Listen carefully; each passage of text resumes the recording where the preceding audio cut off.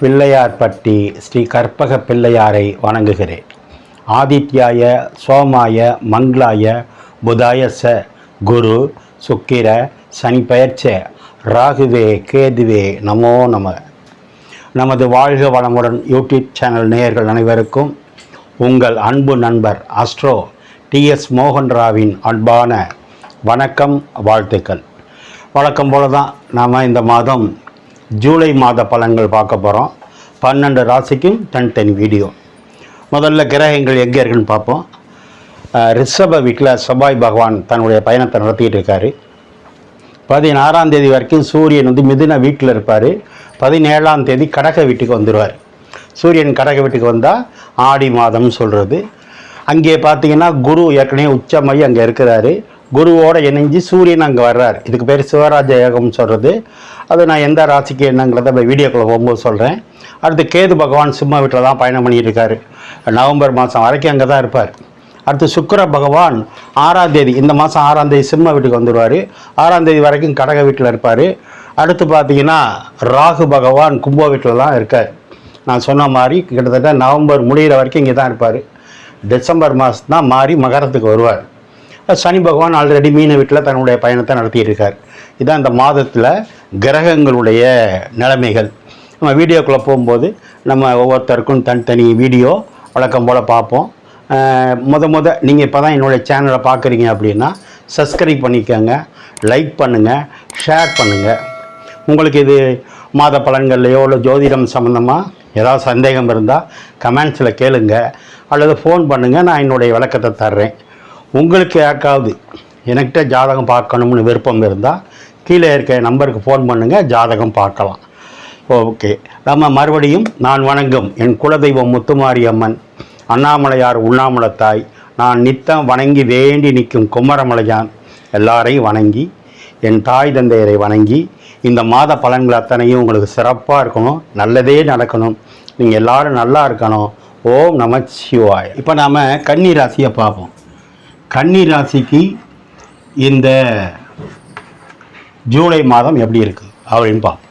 கன்னி ராசிக்கு பெஸ்ட்டு என்ன அப்படின்னா, ராசிநாதன் புதன் 10ஆம் இடத்துல இருக்கார்.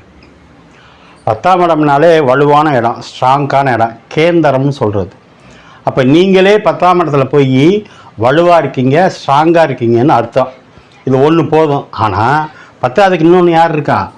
சூரியன் 11லையும் இருக்கார், 10லையும் இருக்கார். 16ஆம் தேதி வரைக்கும் 10ஆம் இடத்துல சூரியன் புதன் ஒன்றா தான் இருப்பாங்க. 17ஆம் தேதி சூரியன் 11ஆம் இடத்துக்கு வந்துடுவார். சூரியன் எந்த ஜாதகமாக இருந்தாலும் 10ஆம் இடத்துலையும் 11ஆம் இடத்துலையும் இருப்பது லாபமே. அடுத்து இன்னொன்று யார் இருக்கா? குரு பகவானும் இங்கே இருக்கார். குருவின் பார்வை நல்லா இருக்கும். குரு 11ல் இருந்தால் அதை விட சிறப்பு. இதை விட பெரிய யோகம் என்னன்னா, சனி பகவான் ராசியை பார்த்துட்டு இருக்கார். இது கண்டச்சனின்னு சொல்கிறது. ஆனால் உங்களுக்கு அவர் 5ஆம் வீட்டு அதிபதி, 6ஆம் வீட்டு அதிபதி, குலதெய்வம் உங்களை பார்த்துக்கிட்டு இருக்குன்னு அர்த்தம். அடுத்து 6ஆம் இடத்துல ராகு பகவான் இருக்கலாம். மறைவு ஸ்தானத்தில் ராகு பகவான் இருக்கிறது நல்லது. இவ்வளோ யோகம் இருக்குது. சரி, என்ன சார் கிடைக்கும்? 10ஆம் இடத்துல இருக்கிறதுனால சூரியனோடு சேர்ந்து 16ஆம் தேதி வரைக்கும் இருக்கிறதுனால அரசாங்கத்தினால வெற்றி, அரசாங்க ஆதாயம், அரசாங்கத்தினால தொழில் முன்னேற்றம், அரசாங்கத்தினால லாபம், கடன், லோன் கிடைக்கும், அரசு வேலை கிடைக்கும்.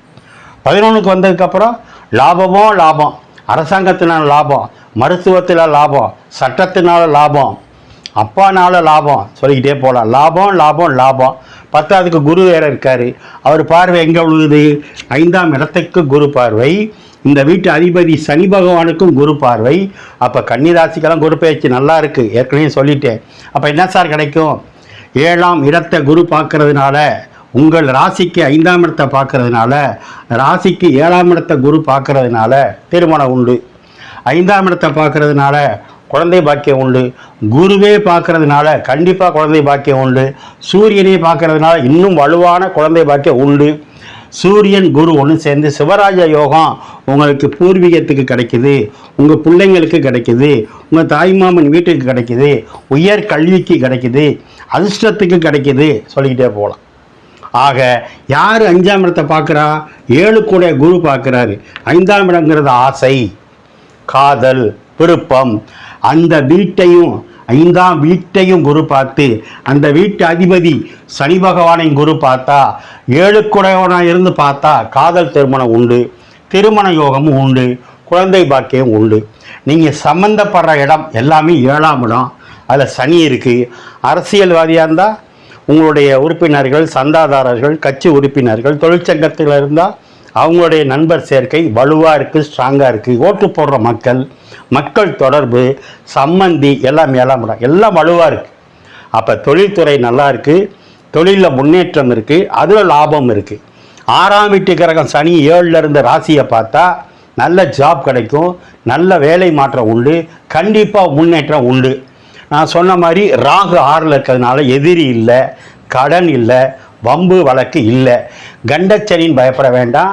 கண்டச்சனி தான், ஒரு சின்ன மருத்துவ செலவு இருக்கும். ஆனால் 7ல் சனி இருக்கலாம், நாங்கள் திக்பலம்னு சொல்லுவோம்.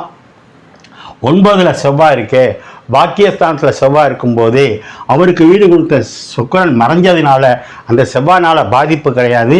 ஆனால் 3 பார்க்கறதுனால, இந்த இடத்த குரு பார்க்கறதுனால கண்டிப்பாக சுய முயற்சியில் திருமணம் உண்டு, காதல் உண்டு. செவ்வாய் 3ஆம் இடத்தை பார்த்தா சுய முயற்சியில் ஒரு சொத்து வாங்குவீங்க. 3ஆம் இடம்னா முயற்சி ஸ்தானம். அந்த இடத்த அந்த வீட்டு அதிபதி செவ்வாயை பார்க்குது. நீங்கள் எடுத்து வைக்கிற அல்லது நீங்கள் செய்கிற ஒவ்வொரு முயற்சியும் வெற்றியே. 3ஆம் இடம் தான் கம்யூனிகேஷன், தொடர்புகள், செல்ஃபோன், போஸ்ட் ஆஃபீஸு, கொரியர் எல்லாமே 3ஆம் இடம் தான். அந்த இடம் வலுவாக இருக்குது. ஏற்கனவே சொன்ன மாதிரி சூரியன் குரு லாபத்தில் இருக்குது, இது ஒன்று போதும். புதன் நல்லா இருக்குது. ஆக தொழில்துறை முன்னேற்றம், வேலை வாய்ப்பில் முன்னேற்றம் அத்தனை உண்டு. மைனஸ் என்ன சார்? இந்த கேது 3ஆம் பார்வையாக 2ஆம் இடத்தை பார்க்கறதுனால பல்லுக்கோ கண்ணுக்கோ மருத்துவம் உண்டு. 3ஆம் இடத்தை 2ஆம் இடத்தை கேது பார்க்கும்போது பேச்சில் நிதானம். ஆனால் வெற்றிகள் நிறைய இருக்குது. தொழிலில், வேலை வாய்ப்பில். சார் காலேஜில் நீங்கள் என்ன சீட்டு கேட்குறீங்களோ கிடைக்கும். ஏன்னா 5ஆம் இடத்தை குருவும் சூரியனும் பார்க்குது. அரசாங்க கல்லூரி கிடைக்கும், அரசாங்க ஹாஸ்டல் கிடைக்கும், பதவி உயர்வு உண்டு. நீங்கள் அரசு பணியில் இருந்தீங்கன்னா அரசு பணியே கிடைக்கும், அல்லது அதற்கான முயற்சி பண்ண அரசு தேர்வில் வெற்றி, அதில் இருந்தீங்கன்னா பதவி உயர்வு உண்டு. கம்பெனிகளில் பதவி உயர்வு உண்டு. உங்களுக்கு பாஸ் ஒருத்தர் இடம் மாறி வருவார், அவர் உங்களுக்கு ஆதரவாக இருப்பார். செவ்வாய் திரும்ப உங்களுக்கு 8ஆம் பார்வையாக 4ஆம் இடத்தை பார்க்கறதுனால கண்டிப்பாக இடம் வாங்குவீங்க, வீடு வாங்குவீங்க, சொல்லிகிட்டே போகலாம். ஆக இந்த மாதம் முழுவதும் கிரகங்கள் அத்தனையும் இந்த சுக்கிரன் கேதுவை தவிர பாக்கி அத்தனை கிரகமும் உங்களுக்கு சாதகமாகவே இருக்குது. நீங்கள் வழிபட வேண்டியது குலதெய்வ வழிபாடு. ஐயனார், கருப்பர், முனீஸ்வரன், காளியம்மன், மதுரை வீரன், இது போன்ற வழிபாடை பண்ணுங்கள். புதன் 10ல் இருக்குது, சூரியன் 11ல் இருக்குது. சிவன் வழிபாடு, பெருமாள் வழிபாடை பண்ணுங்கள். இந்த மாதத்தை கொண்டாடுங்க. ஓம் நமச்சிவாய.